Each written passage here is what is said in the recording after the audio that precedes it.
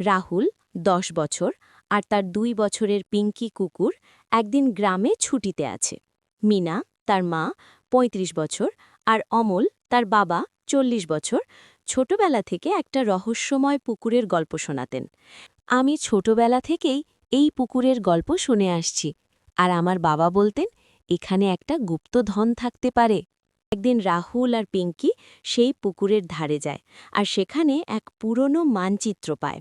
বাবা, অমল, তখন বলে এই মানচিত্র তাদের দাদু রেখে গিয়েছিলেন, আর সেটাই তাদের গ্রামের এক পুরনো গোপন স্থান দেখায়। আমি বিশ্বাস করতাম, আর সেই বিশ্বাসেই আমরা একসাথে যাচ্ছি রাহুল, তোমার সঙ্গে। আমি খুব উত্তেজিত, কারণ আমি এই রহস্যটা নিজে আবিষ্কার করতে চাই।